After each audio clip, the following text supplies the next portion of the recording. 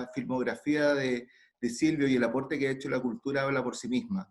Hay datos que uno los puede contar, como que es el director más premiado de la historia del cine chileno, que es director de películas absolutamente patrimoniales como Julio comienza en julio, Coronación, Cachimba, su última producción Y antes del amanecer ganó un montón de festivales, Montreal entre ellos, y ahí vamos a hablar un poquitito de la banda de sonido de esa película, que es notable por lo demás.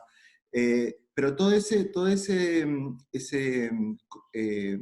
recuento de elogios, de premios, nos enorgullecen, como decía recién también, pero también es un estímulo para todos los que nos siguen, para entender cómo se construye una carrera, y cómo se mantiene esa carrera y cómo se mantiene vigorosa, cómo se mantiene el interés, y también cómo se genera ese traspaso creativo a una hija, en este caso, muy talentosa, Valentina, compositora, graduada con honor en la Escuela Moderna de Música en Chile, con estudios en Berkeley, que ha sabido combinar el mundo de la publicidad con el mundo del cine también, pero de una manera completamente autónoma. Y en ese sentido, mi primera pregunta sería, Silvio, y me gustaría saber qué sintió cuando estaba ahí en el Teatro Teletón y nombraban el apellido Cayosi, haciéndose ganador de un premio Pulsar, pero no era Silvio. ¿Qué le pasó cuando ocurrió esa situación? Bueno, imagínate, me puse el babero inmediatamente, por supuesto, ¿no es cierto? No, una emoción muy grande, porque, es decir, ver a lo que ha llegado Valentina en poco tiempo, en pocos años, para uno es una impresión muy grande. Además, inesperado, porque uno siempre ve a los hijos como niñitos chicos, niñitas chicas, ¿no es cierto? Entonces la Claro. Valentina siempre sigue siendo esta guaguita, esta niñita maravillosa que nos tenía todos alucinados desde chiquitita. Entonces de repente ver la real escenario ya recibiendo un premio tan importante como ese, wow, o sea, uno se remece por dentro completamente, no hay duda. Qué bonito. Hay una cosa que yo creo que los vincula a ustedes también, y que y Valentina lo repite harto, que tiene que ver con tener un lenguaje personal en las cosas que uno hace. Y yo creo que eso es muy importante porque muchas veces esta conexión de cine y música no tiene la libertad que uno quisiera, me imagino, en el caso de los directores, porque siempre está condicionado a los requerimientos, a los presupuestos, a la gestión, a la obtención de derechos, a que muchas veces los directores prefieren obras que ya están terminadas por sobre la construcción de un diseño musical. Entonces, me gustaría que Vale nos contara un poquitito ahí sobre el valor que tiene el lenguaje personal a la hora de hacer música. Hola. Hola. Es un temazo ese. Es un temazo porque finalmente cuando uno hace música particularmente, o arte, que también trabajo en arte, para una obra audiovisual de autor, no publicitaria, obviamente, que ya ese es otro tema paralelo, Sí. uno está a merced de la visión del director, que es quien tiene la película en su cabeza. Tanto en el arte o en la música, lo mismo. Claro. Entonces, la misión principal para mí siempre ha sido interpretar, ser capaz de interpretar, de llevar al terreno, a tierra, la visión del director. Un director como mi papá que trabaja 100% de que él tiene la película completa en la cabeza. Él sabe cómo suena, pero no sabe interpretarla, finalmente, Claro. la película. Entonces, es interpretar su visión, pero al mismo tiempo utilizando mi lenguaje personal, como yo, Valentina. Entonces, lograr esa mezcla y que esa fusión se entrelace y quede como que funcione, de la imagen con la música, es lo difícil, es el camino difícil, finalmente. Y es largo. Claro. Eso es lo más impresionante, es largo. Y en el mundo de hoy, también para lo autoral, es todo para ayer. Entonces, esa es un poco la gracia de trabajar con mi papá, que él a este momento de su carrera se da el tiempo que requiere la obra, finalmente, en todo sentido. Se da el tiempo para escribirla, se da el tiempo para hacer una preproducción, para la música, para recorrer ese camino y llegar a un resultado final que es el que él espera y busca. Y en lo personal, ¿cómo fue tu sensación de trabajar con tu papá? Porque es distinto trabajar por encargo de una persona que no conoces, de un director distinto, de una marca, incluso si es en el mundo publicitario.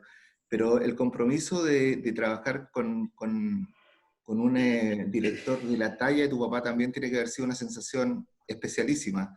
A ver, ¿cómo sentiste esa petición de tu padre y ese proceso de adaptar tu creación a la película?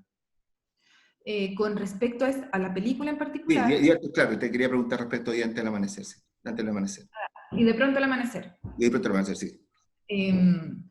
Claro, nosotros partimos años antes como con una búsqueda de la música, final. Entonces la pregunta de que si es que yo estaba interesada en participar en la música, porque en un inicio no era tanto componer la música, era más que nada hacer unos arreglos. Es que eso te iba a decir, yo vi una entrevista de la Vale que ella confiesa que en algún momento su padre llegó, le dice, oye, mira, tengo una idea, y como que parece que como él dicho, como que te hace como hacer caer que eran unos pequeños arreglos que tenías que hacer tú, y tú aceptaste, pero un poco incrédula, pero al parecer todo terminó en otra cosa que en realidad termina siendo una obra maravillosa, o sea, hay que decirlo. Claro, fue como una bola de nieve. Como Ya. cualquier trabajo creativo, yo creo, al final, como que siempre los trabajos creativos parten como, no, mira, una cosita que... Esa es la trampa que hacemos todos los directores, todos. No, sí, mira, yo veo solo esto. Claro. Pequeño. No, si esa talla es como parte de la casa también, así como Claro, que claro. es un rinconcito que hay que ambientar, tenéis que ambientar una casa entera, al final. Oye, Claro, partió como unos arreglos porque él estaba seguro que quería usar esta melodía principal de Luis Advis, y era como, para él estaba toda la música en eso, de la película completa. Al final, no, pues, creció, empezó a necesitar la película más música. Yo al principio le dije, si es que siento que no me la puedo, yo te voy a decir finalmente, no me quiero tirar un proyecto tan grande si es que no me siento capaz. Si no doy la talla, porque es más presión trabajar con él. O sea, una cosa es que sea mi papá, la relación que tengo con él, y lo otro es que es Silvio Cayosi con la trayectoria y el artista que es él. claro, claro. Valentina siempre ha mentido toda su vida, ¿eh? Todo lo que ha dicho es falso, completamente. Lo aprendió el papá. Claro. A ver, con la película, porque antes tuvimos un trabajo con una serie de Chile, ¿no? documentales de los vinos. Esa fue la primera vez que Claro. trabajamos juntos, digamos, ¿no? Ujú. Y que, bueno, esa vez y esta vez con la película, las dos veces, fui yo que le dije a la Vale, vamos a probar, ¿vale? ¿Ah? O sea, si a mí no me convence tu música, olvídate, ¿no? Claro. Porque si tu papá no voy a poner tu música, ¡ay, qué linda! No. Entonces yo en eso soy muy franco, digamos. Entonces, por ejemplo, con Descorchando Chile, ahí pasó una anécdota bien interesante, creo yo. Con Descorchando Chile le pedí a la Vale, hagamos la prueba, a ver si tú puedes hacer una música. Las exigencias eran brutales, ¿eh? Para cualquier músico eran brutales, y ella estaba empezando, estaba recién egresada, empezando. Claro. Y yo decía, pobrecita. ¿Ah? Está en la escuela todavía. Todavía estaba en la escuela. Bueno, entonces yo decía, pobrecita, esto para cualquier músico lo que le voy a pedir es terrible, porque lo que le pedía era nada menos que lo que necesito para la serie. Es una cosa que tenga el espíritu chileno, porque es una serie recorriendo Chile, descorchando Chile, los vinos chilenos, tenía que ser chileno. Pero por ningún motivo caer en lo típico folclórico chileno, sino que una música que además tuviera aire, siendo chilena de fondo, pero tuviera aire internacional. ¿Ya? Entonces, no era nada de fácil esa cuestión. Que fuera chilena, pero que no fuera chilena, al mismo tiempo que fuera internacional, ¿no? Entonces, ella hace el primer intento, digamos. Yo lo escucho, era muy bonito, pero yo le digo, Vale, la verdad es que yo no pienso en Chile lo que estoy escuchando, estoy pensando en las playas de Copacabana. Claro. Yo no escuchaba a Chile para nada. Ella con toda tranquilidad me queda mirando y dice, sí, no, el error está solamente en el ritmo, en el tempo, me dice, porque está en un 3/4, no sé, me dice una serie de cosas, y mañana yo te voy a mostrar que solo le voy a cambiar nada más que el tempo, el ritmo. No era solo el ritmo, ella lo puede explicar más, porque era todo un enredo ahí. Yo dije, ¿cómo va a cambiarse una cuestión que parece cosa brasilera? ¿Cómo de repente va a llegar con una...? Y al día siguiente llegó con la música perfecta, con ese espíritu chileno por debajo que tiene Descorchando Chile, pero al mismo tiempo muy internacional también. Qué bonito. Fíjate que el relato que tú haces es casi calcado a uno que comenta David Lynch a propósito de Twin Peaks. Cuando le pide la música a Angelo Badalamenti, le dice lo mismo: quiero una música que tenga tales características, me quiero imaginar esto. Él llega con algo y no le gusta. Bueno, Badalamenti se va a su casa, dice que no duerme en toda la noche, porque se quedó con esa sensación de que tenía que cumplirle al director, y el día siguiente llega con la obra que resultó ser la música incidental de la serie. Claro, es que hay algo, yo siento que un director de tu talaje tiene que tener muy claro, tiene que tener clara toda la idea de la producción de la película, ¿no? O sea, y la tarea que le encomendaste a la Vale no fue menor, porque de alguna manera adaptar la obra de Addis, que ha sido un personaje que nos ha visitado en todos los talleres de City Lab, ¿no? De hecho, hoy a las 4 Ismael Odó va a hacer un homenaje a su padre, y obviamente que la conexión con la cantata de Santa María está ahí muy presente, ¿no? Addis decía, de hecho, de que lo que a él como creador más le había gustado hacer en su vida era la música para cine y teatro. Más allá de este cruce clásico y la música popular, que se le destaca muchísimo por eso, que el relacionarse con el mundo del cine y la actuación había sido algo para él muy importante. ¿Nos podrías ilustrar un poquitito cómo fue tu relación con Addis y cómo tú visualizas que la Vale puede trabajar a partir de esa idea y después crear sus propias composiciones? Porque la banda de la película tiene, si no todo, casi todos los tracks son de ella, pero Todo claro, parece. hay un embrión que es el de Addis, ¿no? Sí, hay un tema principal que es Sí. Atlas, que hay un par de Claro, arreglos de exactamente. ese, y el Claro. resto es mío. Sí, Pero al exactamente. estilo Valentina, sí. Estilo Se Valentina, separa eso. absolutamente. Bueno, Claro. no, con Advis yo aprendí una barbaridad de Advis, yo aprendí mucho de él. Uh-huh. Por ejemplo, la primera vez con Julio comienza en julio, Uh-huh. entonces él lee el guión y al ratito me llama, ¿qué? A la semana me llama y me dice, no se había hablado de plata ni nada todavía, nada. Y él me dice, listo, tengo las músicas principales. ¿Qué le dije? Sí, se suponía que uno primero competía. No, él era así, ¿eh? Él se enamoraba de algo y se lanzaba nomás. Entonces voy a su departamento y ahí aprendí lo siguiente, ¿no? Que es fundamental en la música para cine. Uh-huh. Me dicen su piano totalmente desafinado, que tenía completamente desafinado, y que lo machacaba, no tocaba, Wow.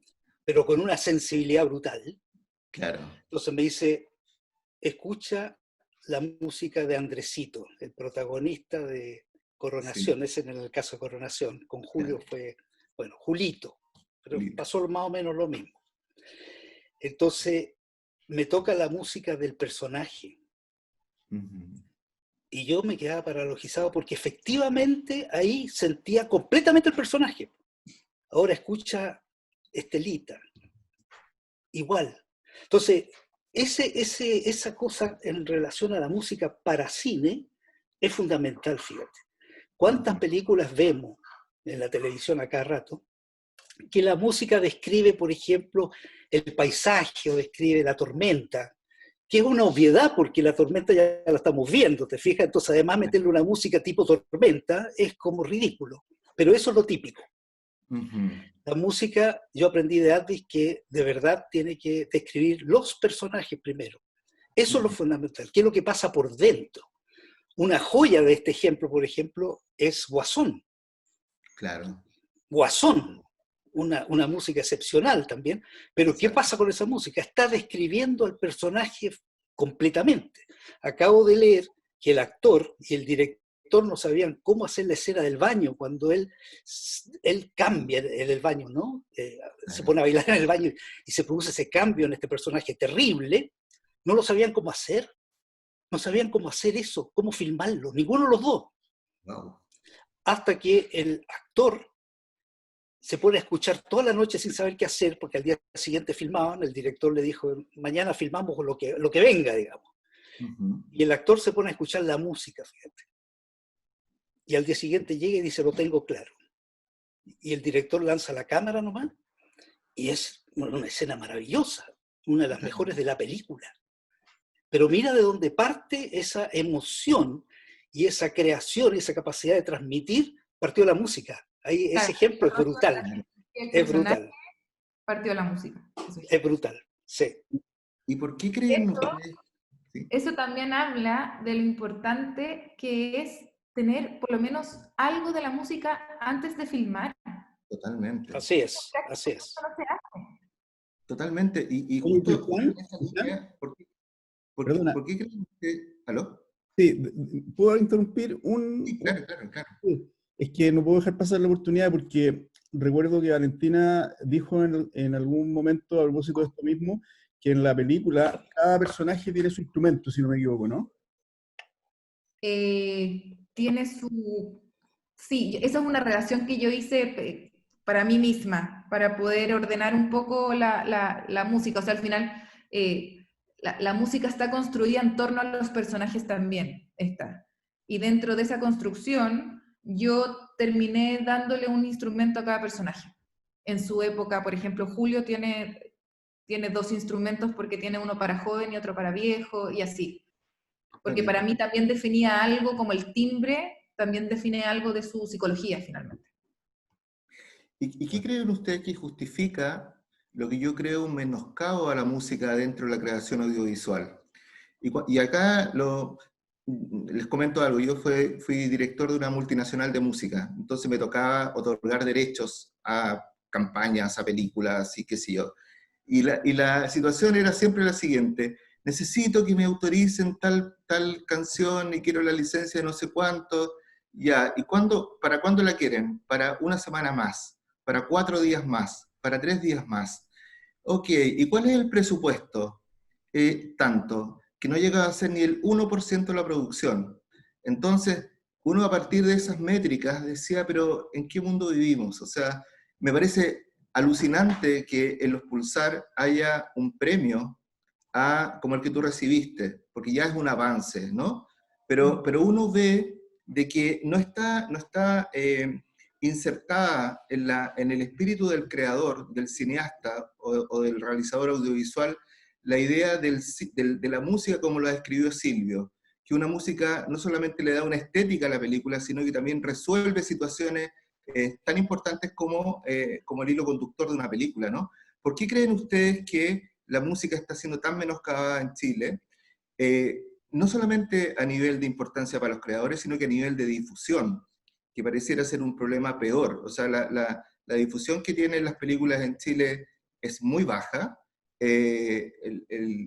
Se supone que un promedio 40 películas se estrenan por año, ¿no? 40, un poquito más. Pero si hablamos de la música de esas películas, el desconocimiento es general. ¿Qué podríamos hacer cuál podría ser una instancia en que pudiéramos apostar por revertir esta situación que es tan lamentable? Hacer más cosas como las que estamos haciendo en este momento. Esa es una solución. Claro. No, es muy cierto lo que tú dices, ¿no? Hay un ninguneo muy fuerte a la creación musical en general, ¿no? Todo se basa más en el cine de hoy, el análisis se basa más en los efectos especiales, por ejemplo. Claro. ¿Ya? Entonces se habla de las películas. Esta película es buena porque tiene unos efectos especiales muy buenos. El único detallito es que pocos meses después ya nadie se acuerda de esa película, porque hay miles iguales.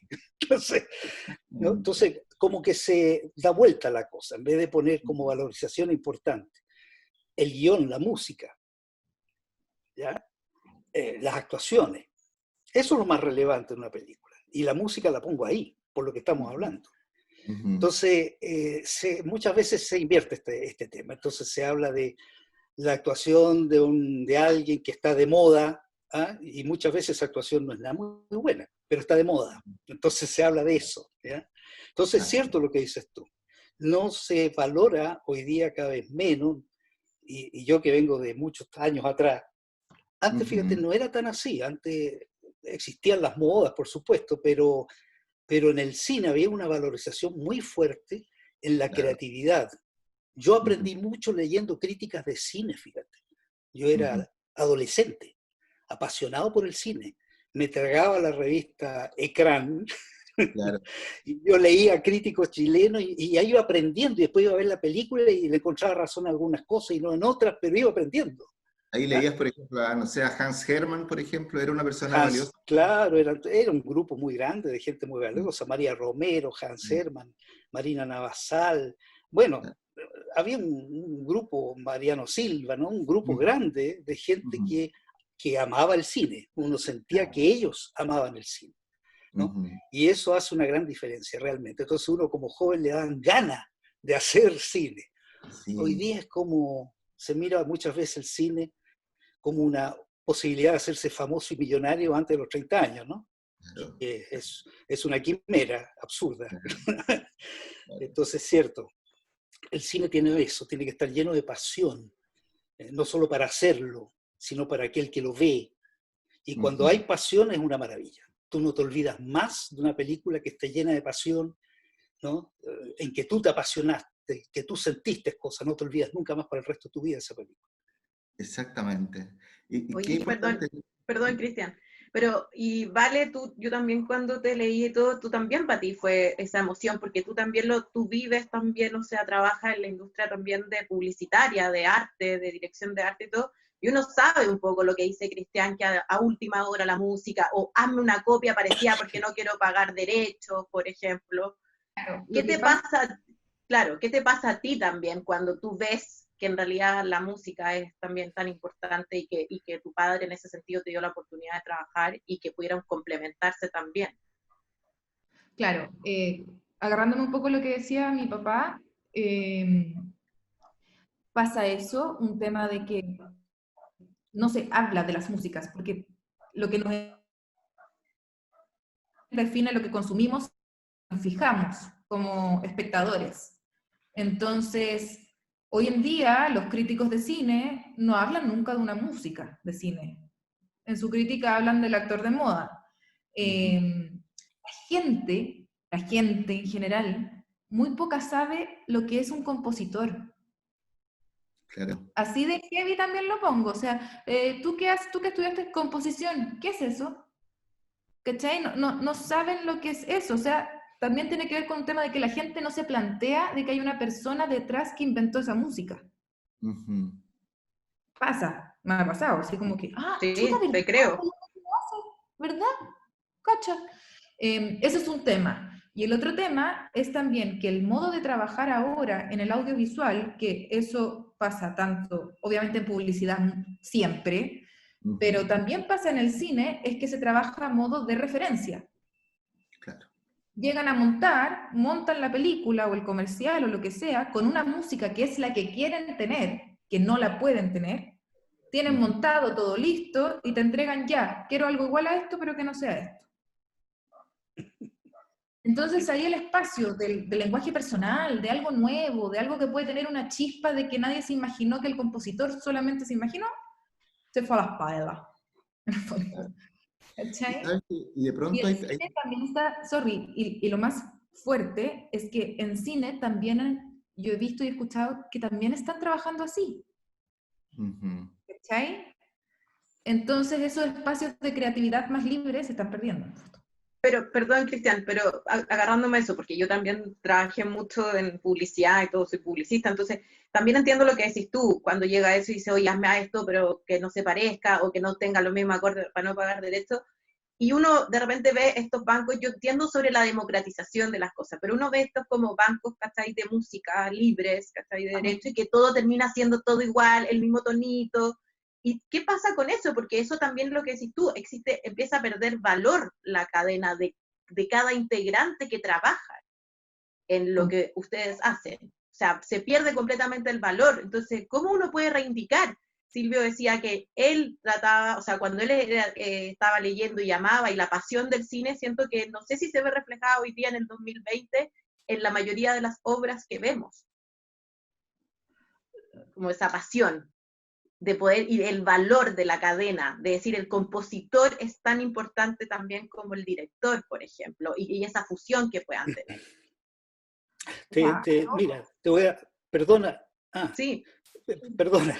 Es que ese tema, yo creo que lo que ha cambiado, y voy a hablar en términos muy generales y en términos mundiales también, no me voy a referir a Chile específicamente, ¿no? No, mundial. Yo creo que lo que cambió en el audiovisual en general es que ya los directores no dirigen los productores.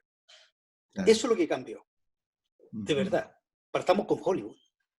En Hollywood, los productores son los que se apoderaron del poder completamente, de verdad. Claro. Y ellos hacen películas que incluso a mitad de la película dicen, no, este gallo, el director está muy lento, weón, y lo cambian, lo echan y ponen otro. A ese nivel, ¿eh? A ese nivel. ¿Para qué hablar de los guionistas? O sea, en Estados Unidos, hace muchos años atrás hice un taller con lo hizo el guionista de la gran película Filadelfia. Y él nos contaba, por ejemplo, fíjate que generalmente pasaba que el creador de la idea, y que de repente terminaba haciendo una película que ganaba miles de millones de dólares en el mundo, no existía. No existía porque llegaba ese creador que se le ocurrió la guerra a las galaxias, por decirte un nombre, ¿no? Claro. Se le ocurrió hacer una idea con robots que eran, bueno, y le hacían hacer el guión, chequeaban el guión, no les gustaba el guión, lo que había hecho, entonces le pasaban la idea a otro guionista. Volvían a hacerle el guión, le pagaban $50,000 ya, esto por el guión que hizo. Se lo pasaban a otro, después a otro, hasta que al final funcionaba el guión, y ese es el que aparece en los créditos, el que se supone que es el creador de toda la creatividad, y el que inventó realmente la idea originaria de todo no existe. Fíjate que a ese extremo han llegado. Impresionante. Vale, y perdón, y con la música me imagino que pasa también lo que estamos hablando, lo mismo. O sea, terminamos cayendo en bancos de música. Mucho banco. Pero te puedo interrumpir. Los derechos muchas veces, en muchos casos, ya lo escuchamos en la tele, los derechos de la música original, como que están dispuestos a pagar eso. Y también como en todos los mercados, como compositores jóvenes que cobran poco y nada. Pero te digo algo, mira, yo ese tema me tocó participar desde el otro lado, ¿no? Como dije recién, desde la autorización de esos derechos. Y uno nota que hay una carencia absoluta de formación en quien gesta ese derecho. No es lo mismo trabajar con Fábula, por ejemplo, que tiene una persona que sí se especializa en eso y es un interlocutor válido, que sabe cómo negociar ese tipo de cosas, tiene clarísimo el valor incluso que puede tener un derecho, que hacerlo con una agencia que cobra un porcentaje y que no tiene idea de nada y que llegan generalmente con mentiras al director de la película o al director del comercial. Entonces, creo que es tan importante la formación, el respeto, el entender de que se está hablando de algo que es absolutamente identitario de una película. O sea, la música es muy importante. Entonces, creo que poner en valor eso es muy urgente, pero pienso que desde la producción, y muy ilustrativo lo que decía Silvio, en el sentido de que hoy los productores son los que tienen esa responsabilidad, es súper importante que exijan eso. Yo les voy a contar una historia muy cortita que se la conté a la Gaby y a George alguna vez. Una de las cosas que más me impresionó en mi carrera fue una vez que recibí un correo de Ryuichi Sakamoto, el famoso músico, actor, el que hizo la música del Último Emperador, el que hizo la música de Merry Christmas, Mr. Furio, escribiéndome un mail, que no sé cómo se consiguió mi correo, te juro, diciéndome: señor Rodríguez, soy tal persona y le quiero pedir a usted, por favor, que autorice el uso de mi música para el alumno, tanto, de Chiloé, que está haciendo un trabajo para la universidad no sé cuánto, y me interesa que no le cobren por ese derecho. Firmado, venía del correo de él. imagínate el estándar, la importancia que le da a la música a un tipo como ese. O sea, que es un músico finalmente, ¿no?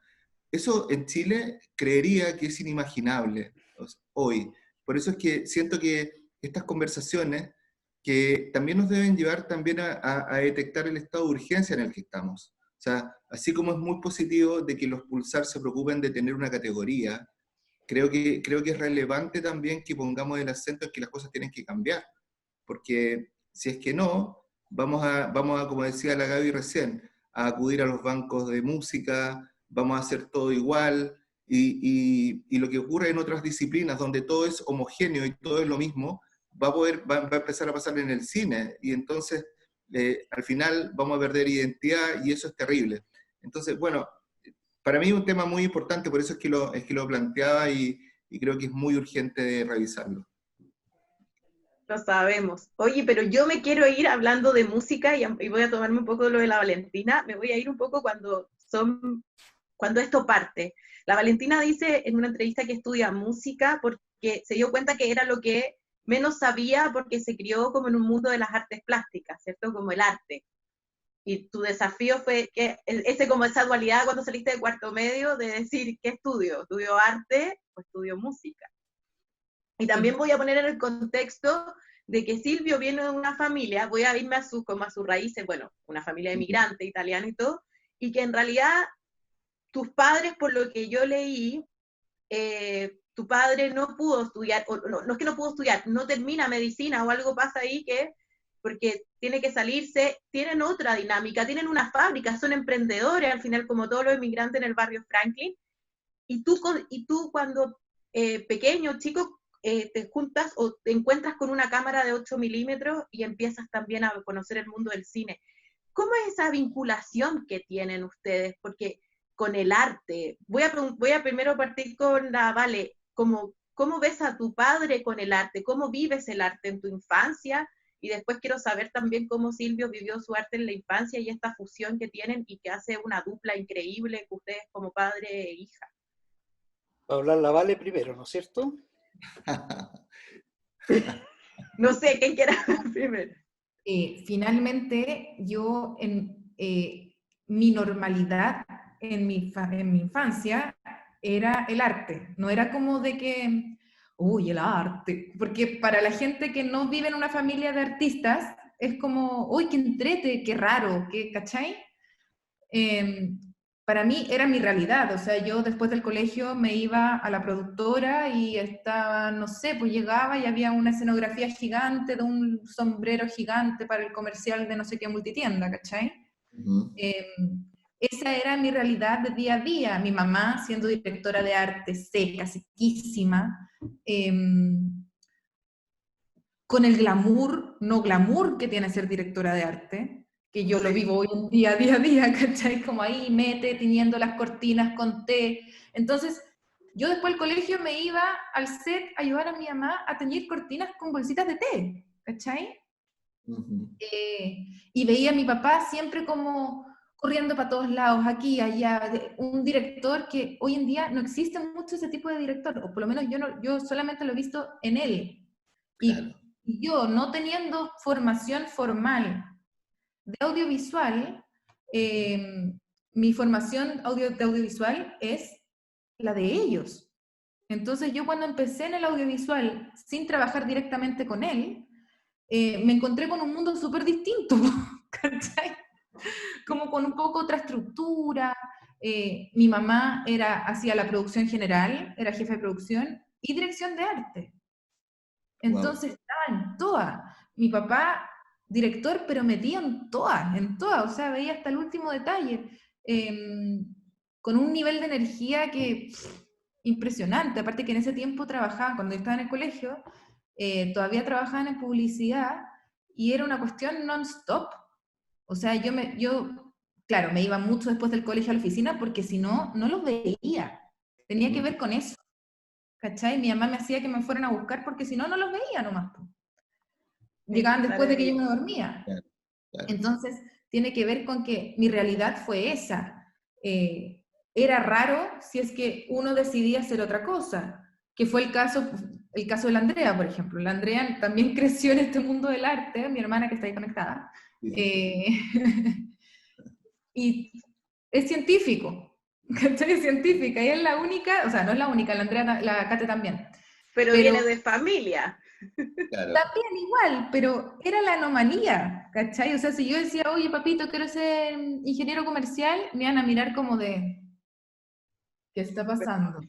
Como que, ¿qué hicimos mal? No sé qué hicimos mal, pero era raro. Al final, para mí, que también era una presión. Lo lógico era como dedicarse al arte, y pucha, y tenía estos mansos como tremendos referentes, tanto mi mamá y mi papá, cada uno en su área, que tenés que ponerle bueno. ¿Cachai? Qué bueno que existan familias tan anormales, ¿no?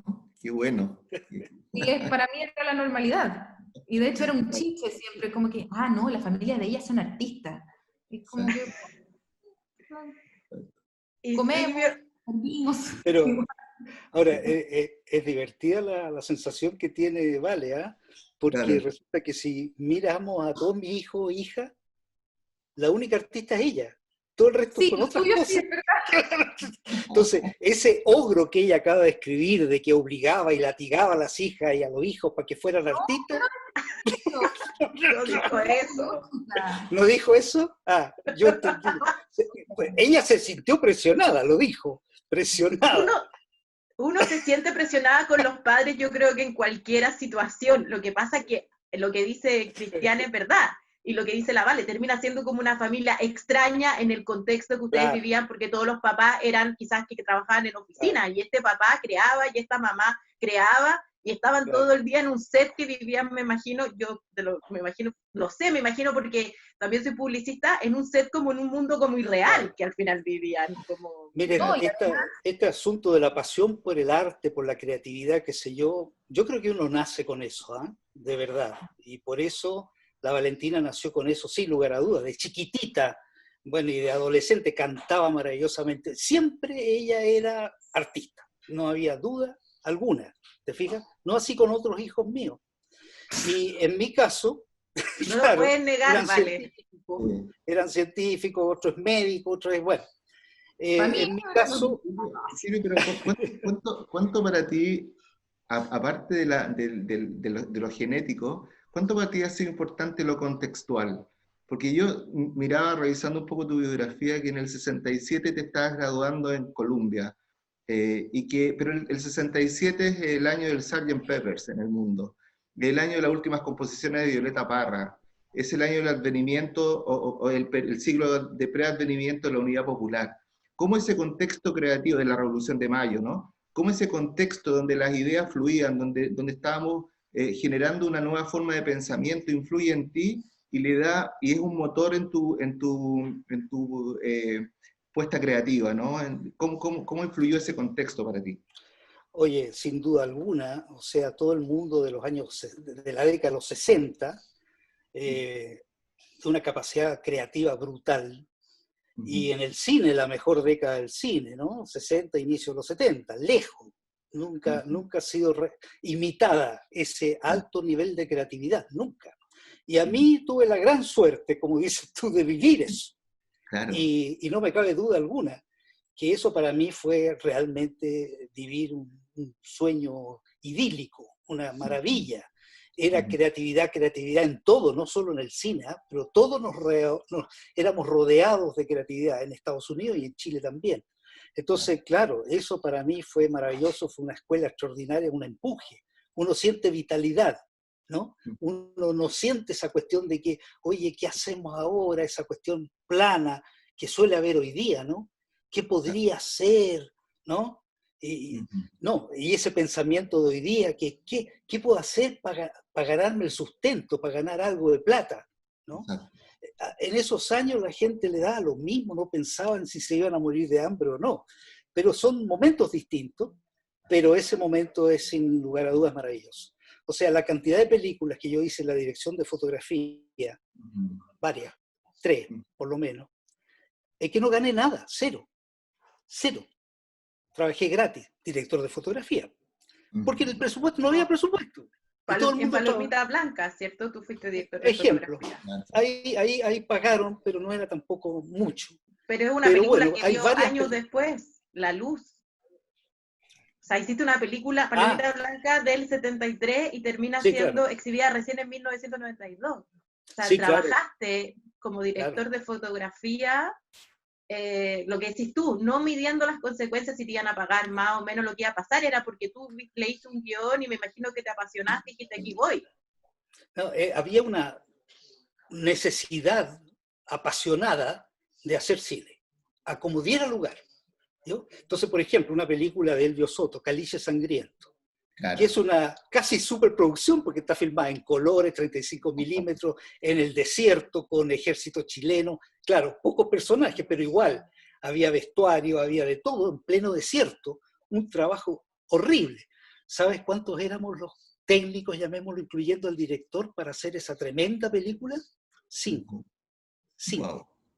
Claro, los actores arrastraban las cámaras, los actores acarreaban las luces, no teníamos luces, teníamos pantallas de sol porque no había presupuesto para nada, ¿ya? Y no importa, y estuvimos un mes y medio ahí, dándole, volvimos todos con 10 kilos menos de peso, fácil, de verdad. Todos negros por el sol del desierto, no tenemos dónde guarecernos. No, era una mentalidad muy loca y muy maravillosa a la vez, ¿eh? Había que hacer cine, no importaba cómo, si no había recursos, no importa, echémosle para adelante. Es una época maravillosa en ese sentido, ¿eh? Y tiene mucho que ver eso, creo yo, con la capacidad creativa. De alguna forma, cuando tú te metes en ese cuento, yo creo que mejora tus ganas y tu capacidad y tu pasión, mejora todo eso. Totalmente. ¿Y cómo creen que vamos a salir de la pandemia en lo creativo? ¿Vamos a ser más humanos como muchos queremos? ¿Vamos a ser más creativos? ¿Vamos a ser más mezquinos? ¿Vamos a ser consumistas iguales? ¿Cuál es la percepción que tienen ustedes de esa realidad? A ver, yo la verdad, estábamos hablando antes un poquito, la verdad es que es una de las pocas veces en mi vida que me cuesta ver un futuro, fíjate, de verdad. Lo encuentro tan complicado lo que estamos viviendo, sobre todo porque es un cambio radical. Es decir, en este momento estamos hablando a través de unas pantallitas chicas, en donde yo en realidad estamos conversando con Cristian. Yo no sé si Cristian es exactamente así como lo veo en esa pantallita chica, lo estoy viendo en 2 dimensiones, ¿eh? Chato, muchas veces medio deformado por el angular. Entonces, no sé cómo eres tú. Eso me preocupa a mí, fíjate, porque tiene que ver con la creatividad. Tiene que ver con esa capacidad de intercambiar sensaciones, olores, ¿no? Sutilezas, detalles, pequeños gestos, la espalda, cómo caminas, que tiene tanto que ver con la construcción de un ser humano y poderse dialogar con un ser humano. Y eso tiene que ver también con la creatividad. ¿Cómo vas a crear tú viendo pantallitas chicas? Te lo veo complejo. O va a ser una creatividad muy plana, por decirlo menos. Entonces estoy en una etapa en uno dice, claro, va a tener que acostumbrarse, todos vamos a tener que acostumbrar, ¿de acuerdo? Pero ¿para dónde va a ir eso? Para mí es un gran misterio en este momento. Un misterio. Es demasiado grande el cambio. Muy grande. Claro. Vale, y para ti, perdón, quiero saber cómo lo veis tú, porque hay una diferencia también generacional con Silvio, entonces tú también podrías tener una visión distinta o coincides con tu padre. Coincido heavy con él, sí. También me pasa de que yo con todo esto... con todo esto que pasó... Sorpresa. Como si fuera tu padre. Me di cuenta, o sea, no me di cuenta, no es ninguna sorpresa, pero que mi trabajo, en el sentido que mi trabajo práctico, que tiene que ver con la dirección de arte y todo eso, es cero compatible con el teletrabajo. Ese trabajo que uno hace entra ahí como en una dinámica de que no es una necesidad para la humanidad, como, ¿cachai? No es una necesidad primaria, como en esta sensación como de acabo mundo.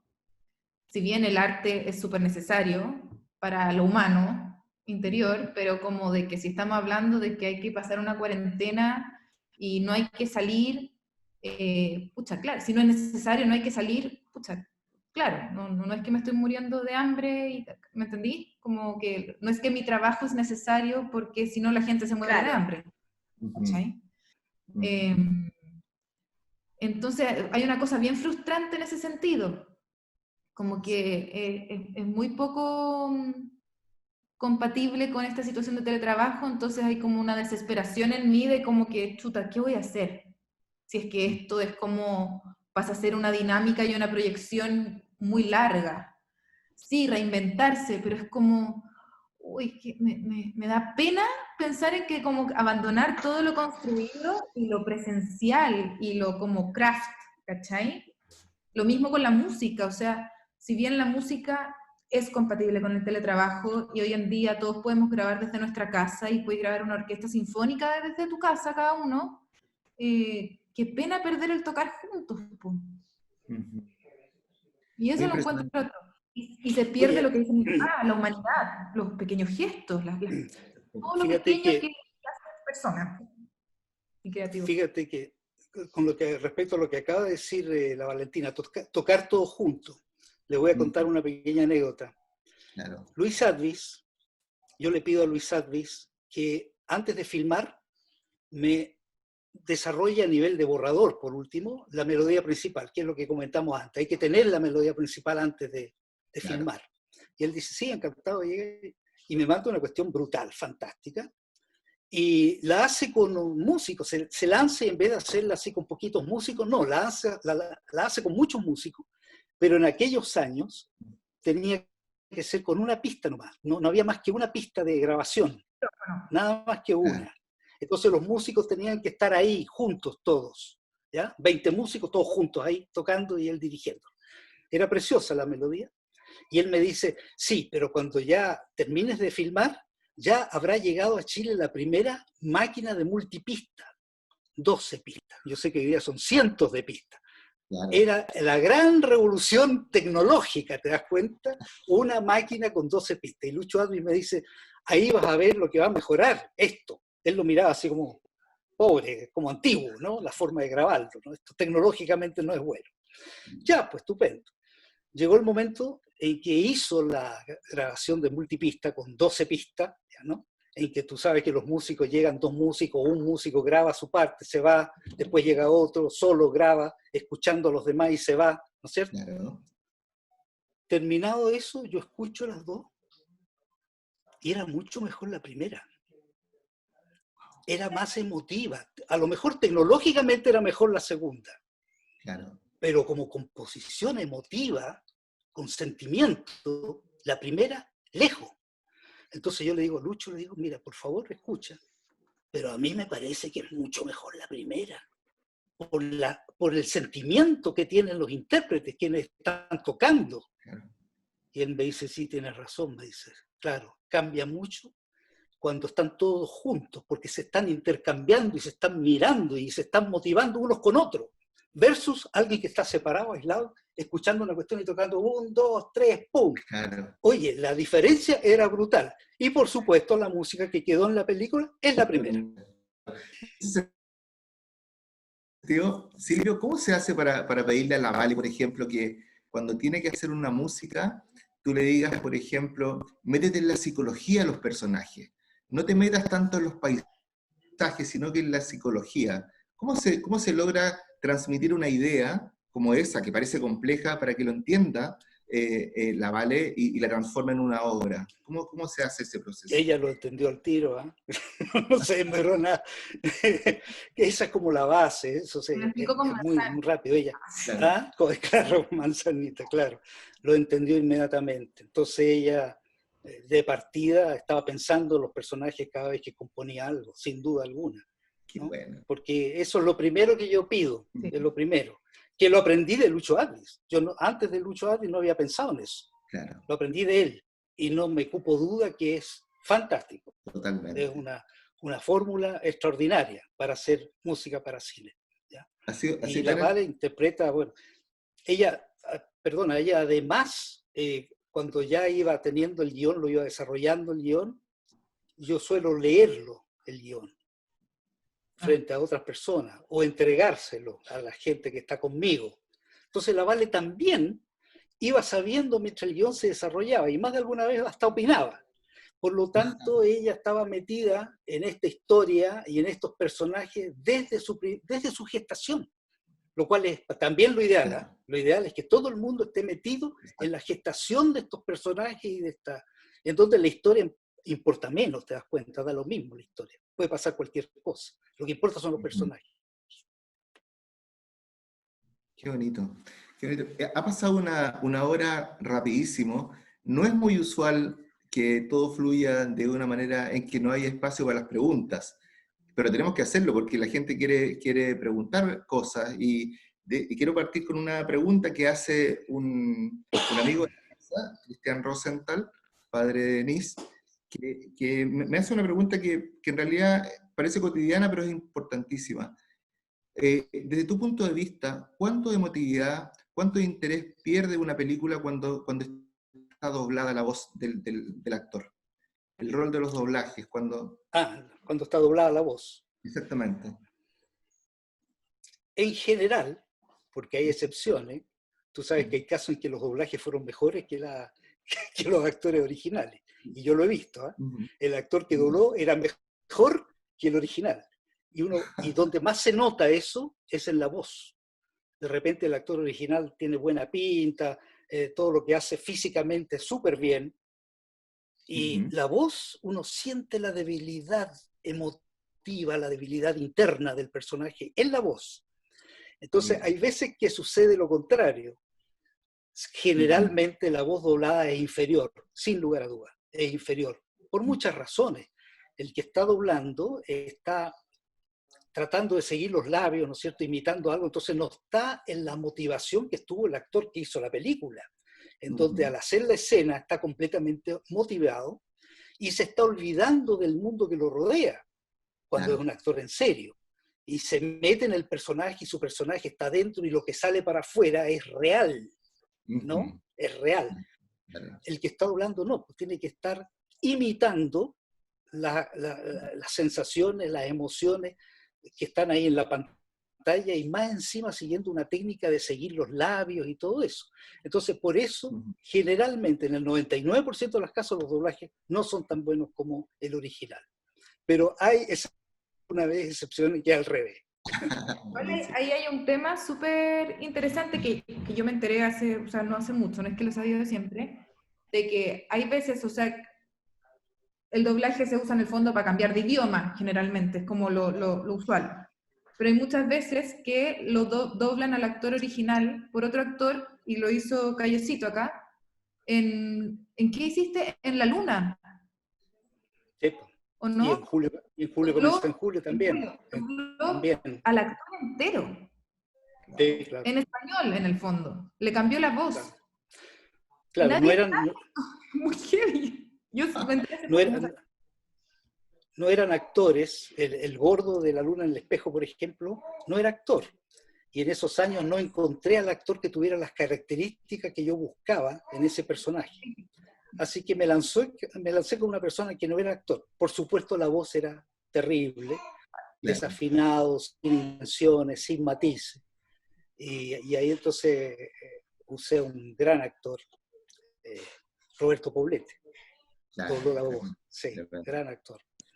Eso es súper interesante, como que usaste a dos personas para hacer una. Claro. Sí, bueno, eso no lo inventé yo, eso es bastante tradicional en el cine, ¿eh? Tú sabes que hay grandes... A que la gente en general no sabe eso. ¿Por qué no sabe? No sabe eso. Por ejemplo, yo recuerdo en mi época, había una actriz famosísima mundialmente, ¿no? Creo que era se me olvidó el nombre. Una actriz que era muy hermosa, ¿no? Muy voluptuosa, entonces era famosísima. Y alguna vez leí que su voz era horripilante, entonces nunca le conocimos la voz de verdad a esa famosísima actriz, nunca le conocimos la voz. Siempre la doblaron, siempre. De hecho, tenían contratada a una persona porque tenían que continuar con la misma voz, ¿te das cuenta? De todas las películas que hacía, porque hacía muchas películas, entonces tenían contratada en forma exclusiva a la persona que le doblaba la voz. Exacto. Sí, Uy, qué Jane, interesante. creo que era Jane Mansfield. Ah, Creo ella que era, ella claro, era voluptuosa, claro, una... voluptuosa, tremenda, famosísima, la Jane Mansfield, ella era. Y Ya. dicen que tenía voz de pito. No, no, no, totalmente inaceptable la voz de ella.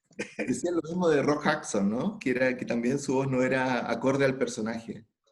No sé, No sé, no yo sé, eso sí, ahí sí, no sé. Bueno, pero hay muchos casos, ¿eh?, de eso. interesante. Gaby, ¿hay más Sí. preguntas? Oye, sí, en realidad les quiero transmitir también que, más que hay una pregunta, pero que es impresionante, la gente en realidad los felicita, dicen que el arte es parte de la vida, que muchas gracias, Coronaciones, una película que me marcó mucho, como que están en realidad como recordando y hablando un poco de la trayectoria de Silvio y obviamente lo entretenido que ha sido que esté su hija acá, la Vale, una de sus hijas hablando. Así que, pero una de las preguntas que tiene, que es un poco volver como a la infancia, esta relación que tienen de familias de migrantes, de italianos, y de que lo que yo te había preguntado, Silvio, cómo tú encuentras esta cámara y te lanzas al cine, porque no es que tú eres como el primero que hace un quiebre, quizás no en la creatividad, porque tengo entendido que tu padre, lo leí, crea, no puede seguir estudiando medicina y crea esta como fábrica, un emprendedor en Franklin, pero ¿de dónde viene esta creatividad o esta sensibilidad cuando tú conoces la cámara y empiezas a grabar y te das cuenta que existe un mundo a través, o tú puedes ver un mundo distinto a través de la cámara? A ver, mi padre, mi madre, ambos padres, abuelos paternos eran italianos los dos y los maternos eran españoles, también inmigrantes, así que yo soy mitad, mitad españita. Mi padre, que era de mentalidad muy científico, era un gran científico en realidad, por eso el que quería ser médico, pero se tuvo que salir porque le vino el tifus, se salvó de suerte en esos años, no había remedio, ¿no? Entonces no pudo seguir sus estudios. Bueno, y se metió a estudiar química y qué sé yo, y ahí empezó a lograr estabilizar y conservar productos alimenticios, ¿no? Que en esos años nadie lo podía hacer. Entonces ese fue el gran éxito de la empresa que él empieza a construir, ¿no? Pero mi padre, de mente muy, muy científica, ¿no? Su corazón vibraba con el arte. Era fanático por la ópera, fanático por la ópera. De joven él me contaba que para poder ver ópera en el municipal, y no tenía la plata para pagar, entonces le permitían entrar como claque. Mira esas cosas que se han perdido, ¿eh? Entonces lo ponían en los peores asientos, lo más alto del municipal, Sí, que no se ve entonces tenía nada, la, que no se ve nada, que tenía la escucha. obligación, escucha, claro, tenía la obligación de aplaudir a rabiar, aunque estuviera medio desafinado el tenor, no importa, había que aplaudir a rabiar. Claque, ¿ya? Entonces mi padre era loco por la música y por el arte en general y por el cine. Él de chico me llevaba al cine, ¿te fijas? Entonces hay una relación muy directa ahí, gracias a él. Y mi madre, que no tenía muchas dotes artísticas, pero sí le fascinaba la poesía. Entonces ella también recitaba poesía, entonces también tenía su locura por la cosa artística. Entonces, curiosamente, aunque ambos no tenían nada que ver en sus oficios con el arte, mi casa siempre había manifestaciones artísticas dentro, o había música, o había poesía, algo había. Y me llevaban al teatro a ver obras de teatro, al cine a cada rato, y yo exigía además que me llevaran. Entonces, es curioso. Ahora, yo a pesar de todo esto, nunca tuve la idea de dedicarme profesionalmente al mundo del cine. En esos años, ser cineasta en Chile era una cuestión que no existía en la mente, no, era muy loco. De hecho, mi madre me decía, mira, ten una vida tranquila. Yo te pongo un almacén eléctrico, me decía, porque a ella le gustaban mucho los artículos eléctricos. Te pongo un almacén eléctrico y dedícate ahí tranquilo, vas a tener una vida tranquila, tú vendes planchas. Ese era su objetivo, fíjate, porque estaba tan cansada de todo lo que a ella le tocó vivir, que entonces quería que el hijo no hiciera nada, sino que sencillamente se dedicara a vender en un almacén por ahí chiquitito artículos eléctricos. Ese era lo que me lo dijo 1000 veces. Y yo, por supuesto, cuando tuve la posibilidad de empezar a hacer peliculitas con mi camarita, que ellos me regalan esta camarita y empiezo a grabar con la familia, agarraba los cómics y leía los cómics y de ahí sacaba los argumentos y hacía historias pequeñitas, ¿no es cierto?, con sonido y todo, ¿eh?